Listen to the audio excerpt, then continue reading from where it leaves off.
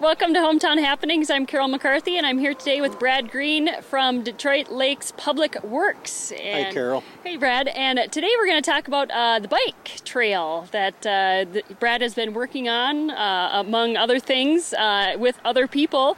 So, Brad, let's talk a little bit about what we can expect to see now this summer yet. Yeah, it's nice you have your bike with you today, Carol, and put a lot of time in biking, and it's what we want to see with this community. The park committee has directed me to work, and Tom Gula, my assistant park director, to work on developing a trail system that we can lay out for people visiting and coming to walk, bike, snowmobile, and be user-friendly throughout the community. We have a tentative map set up that we're working on. We have about 26 miles of proposed trail. We also have tie-in with the county, 5 miles of trail like Dunton Locks Park and thing. And then we also have about 10 miles of proposed trails that we want to have on this proposed map for future developments. If we annex different parts coming into the city, people develop that we can have a trail system in place so that they know that when they purchase property or build a home that they're along a trail system. Okay, so talk a little bit more about this process. How long has it taken to kind of lay out? I mean, obviously we've got the lake which we're standing, you've got the trail around the lake, and we're kind of on the new part where, we've had the Highway 10 Connect Detroit Lakes project going through, so it's kind of all new pavement. But how did you kind of plan for all of this? It started, I've been in this position a little over 2 years now, and when I came in, that was one of the goals I had, and I presented to the park board, and they told me to go ahead. So it's really, I've been working on this for a little over 2 years, and really it's more than just me. It's a number of very much people involved. The committee is very much involved. We've done some surveys. The Highway 10 renovation project is really a big boost to us because we have over a half mile of off-road trail that was developed as part of that project. We also have numerous bike lanes and signage, which really helped us give us a good start for that proposed map. Earlier, the town has also had some proposed routes, and we're just tying into that. And the park board wanted us to get ahead and be a little more progressive so we could lay it out. And what we're looking at now is generating a map, as you see, for like we have for snowmobile trails and that type of thing, so that we can have it out and let people in other communities and our own community know where safe pedestrian or bike routes are. All right. I'm here today with Brad Green from Detroit Lakes Public Works, and we're going to take a quick break and be back with more Hometown Happenings, talking about the bike trail after this.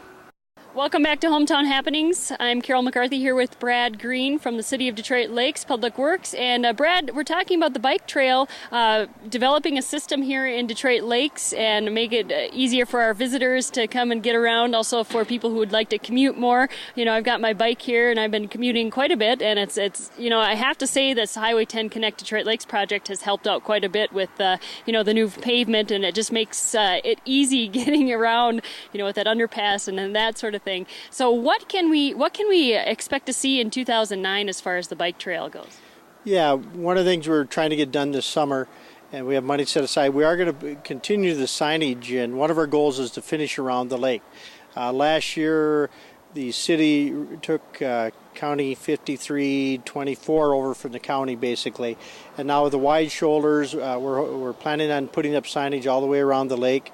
We also tie into with our map system. We're hoping by June that we could have something with maps too, that people can stop in the chamber. I've been talking with Chris Tolson, the chamber director, and also that we can have something at the chamber when people call and wonder where they can go.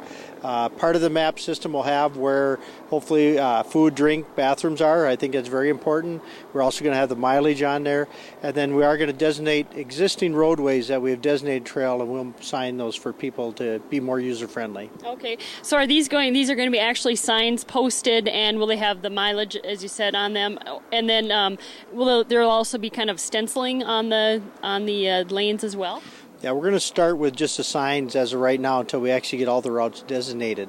I've also been talking with the Brent Wolf, who helps chair with a number of people at the Home Center, the Beersley race. That's something maybe we can take along. One of the things they're looking at is to put mileage markers for their marathon route. And hopefully we can tie in, because we want the same theme, where maybe have a sailboat on inlaid in some type of material or on a post. We want to use the same symbolism and use the same mileage markers, and we'll tie all that together so we have a common theme throughout so people know what to look for. To start with, though, we are basically going to be using the MnDOT green sign with the bicycle and say safe bike route.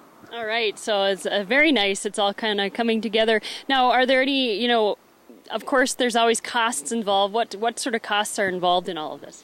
Well, the cost for trail is, to do a 10-foot pavement is probably around $60,000 to do an off-road trail. And that's why, again, with the economic times and trying to use the most bang for the dollar, we are looking at utilizing a number of shoulders and things.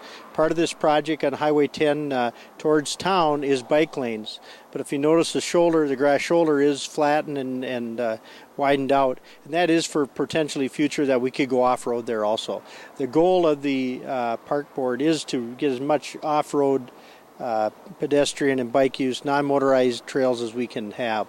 We also realize, though, that we have to tie in, we have the state trail system coming into town.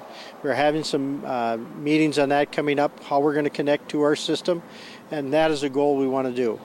All right, so Connect Detroit Lakes is taking on much greater meaning, I guess. Absolutely. We hope eventually you'll be able to bike across the state and tie right into Detroit Lakes. What a great way to bring people, again, with the new overlook, the bike trail system, come and enjoy our community, and we really appreciate that. All right. And, of course, we're talking about the bike lane, but this is this will be a multi-use. Absolutely. The bike lanes on the roadways are more, for the vehicles with the bikes and stuff. We also are looking at hiking trails. We call them non-motorized. Again, we're also thinking of the winter use. Yes, it's all here all year. We definitely believe in having cross-country skiing. We want to tie into Dunton Locks Park. We have some right-of-way easements already approved on Clear Creek addition. Make great cross-country ski trails, that type of thing, too. So we're planning on multi-use on these trails. All right. And, personally, I think we should have more trails because you don't get those noisy semis coming by. That is true. Thank goodness we're a little farther away than we used to be. All right. So roughly 26 miles of trails here in the city of Detroit Lakes. Can you just name some of the roads? Yeah, again, around the lake, the 10.2-mile loop, everybody usually runs or jogs. County 53 East Shore Drive to South Shore Drive to West Shore Drive. We're also looking at North Shore Drive through the city park. We tie it, and then that, of course, that ties into the new Highway 10 frontage trail. We're also looking going north.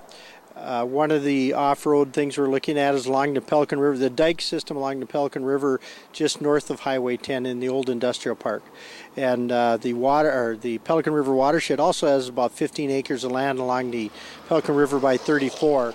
So we're looking at, there's some great potential for future development up that way.